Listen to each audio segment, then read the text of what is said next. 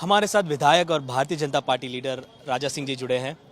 Sir, कल ही राज्य सरकार ने, तेलंगाना सरकार ने एक मीटिंग बुलाई जिसमें गौरक्षक को लेकर, गौशालाओं को लेकर एक मॉडल गौशाला तेलंगाना राज्य में बनाई जाएंगी, जिसके बाद फर्स्ट फेज में उसके बाद कई सारे और फैसले लिए जाएंगे गौशाला के ऊपर, गौरक्षक के ऊपर। तो इसको कैसे देखते हैं?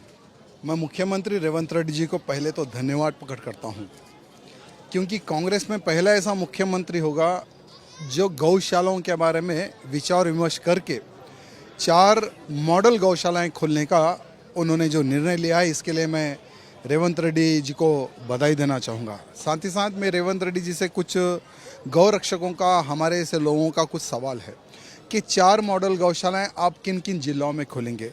क्या हैदराबाद सिटी में भी क्या है कोई बड़ा एक मॉडल गौशाला खोलने का क्या आपका विचार है? गौशालाएं खोलना बहुत अच्छी बात है, लेकिन उन गौशालाओं में गाय के बछड़े और नंदी कहाँ से लाएंगे? क्या किसी मंदिर में दान दिए सो वो गाय बछड़ा बैल लाकर क्या गौशाला में रखेंगे या नहीं? जो इनलीगल रूप से दूसरे राज्यों से हजारों की संख्या में गाय बैल बछड़ा जो काटने के लिए जो हैदराबाद में लाते हैं, क्या उनको पकड़कर क्या इन गौशालाओं में आप रखेंगे? ये मेरे कुछ सवाल है रेवंत रेड्डी जी, अगर आप बताएंगे तो बहुत अच्छा रहेगा। साथ ही साथ हमारे रेवंत रेड्डी जी से मैं यहाँ भी निवेदन करना चाहूँगा, एक स्पेशली टास्क फोर्स का निर्माण हो, क्योंकि बहुत ही दुर्भाग्य की बात है कि हमारे तेलंगाना राज्य में हजारों की संख्या में गाय बैल बछड़े को काट कर उनका मांस एक्सपोर्ट किया जा रहा है दूसरे राज्यों में और विदेशों में। तो उसके रोकने के लिए, वो चीज़ को रोकथाम के लिए और इनलीगल रूप से जो गाय बछड़ा बैल रहा है उनको पकड़ने के लिए अगर एक स्पेशली टास्क फोर्स का निर्माण करेंगे और उसमें अगर हमें भी अगर मेंबर लगाएंगे तो पार्टी बाजू रखकर गौ माँ की सेवा के लिए हम भी यथाशक्ति अनुसार समय देने के लिए हम तैयार है। यहाँ रेवंत रेड्डी जी थोड़ा आप विचार करेंगे तो ठीक रहेगा।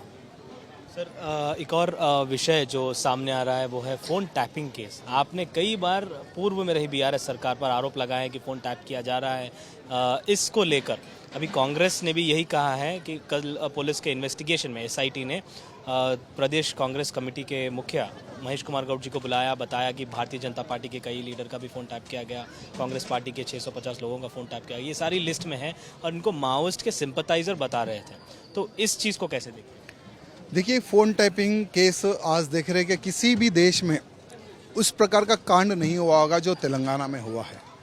पूर्व में बीआरएस की जो सरकार थी, उन्होंने कईयों कांग्रेस के नेताओं के फ़ोन टैप किए हैं, कईयों हीरो हीरोइन के फ़ोन टैप किए गए हैं और कईयों भारतीय जनता पार्टी के अधिकारियों के, कार्यकर्ताओं के, जिन जिनको इन्होंने टारगेट रखा था, उन सभी के फ़ोन इन्होंने टैप किए गए हैं। मैं सरकार से यहाँ निवेदन करना चाहूँगा, अभी तक आपका क्या इंक्वायरी आपने किया है, क्या उसका रिजल्ट आया है, वो थोड़ा जनता के सामने रखिए। जस्ट मैं समझता हूँ सिर्फ शो पुटअप हो रहा है। केटीआर को बुलाना, 8-8 घंटे इंक्वायरी करना, पुलिस के अधिकारियों को सिर्फ मीडिया में शो पुटअप का कार्य चल रहा है। तो शो पुटअप का ना करते हुए, किसी पर दबाव ना डालते हुए सत्य को सामने लाने की आवश्यकता है, क्योंकि कुछ पुलिस के अधिकारियों द्वारा आज पुलिस शर्मनाक हुई है, पुलिस का सर नीचे झुक चुका है। तो पुलिस का सर अगर उठना है, जो बड़े बड़े ऑफिसर जो आज अरेस्ट हुए हैं, जो इंक्वायरी में आ रहे हैं, वो सत्य बोलने की तो पहले हिम्मत रखे और सत्य को सामने रखे। यहाँ मैं रेवंत रेड्डी से निवेदन करता हूँ। सर, एक मूवी जो कंट्रोवर्सी में रही है, रजाकार मूवी, जो चुनाव के वक्त इसको भारतीय जनता पार्टी ने अपना टूल की तरह इस्तेमाल किया, ये कांग्रेस पार्टी ने आरोप लगाया। लेकिन आज कांग्रेस पार्टी के तेलंगाना गदर अवार्ड्स में इसको बेस्ट फीचर फिल्म का अवार्ड दिया गया है। इसको कैसे देखते हैं?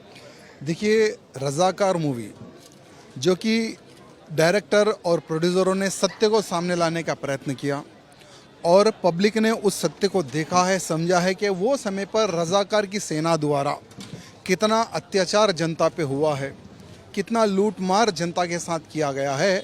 वहाँ मूवी के माध्यम से जनता को बताने का जो उन्होंने प्रयत्न किया है, आज उस मूवी को अवार्ड मिल रहा है। यानी 200% वो मूवी में बताया गया वो सत्य था, इसलिए आज उस मूवी को अवार्ड मिल रहा है। तो मैं हमारे बहुत इसके लिए भी मैं हमारे रेवंत रेड्डी जी को श्रेय देना चाहूँगा।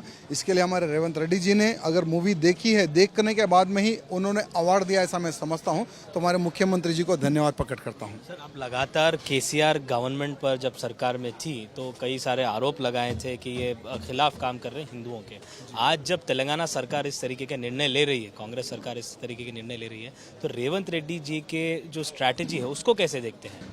देखिए, रेवंत रेड्डी जी का जो खून है वो एबीवीपी का खून है, और खून में भले ही पार्टी आप कौन सी भी बदलो उसमें कोई परिवर्तन आने वाला नहीं है, लेकिन एक मुख्यमंत्री को जिस प्रकार से कार्य करना है उस प्रकार से रेवंत रेड्डी जी काम कर रहे हैं। कुछ कुछ सब्जेक्टों पे अच्छा काम कर रहे हैं। देखिए, जो व्यक्ति जो मुख्यमंत्री अगर अच्छा काम करता है ना तो उसकी हम सराहना करते हैं, तारीफ करते हैं।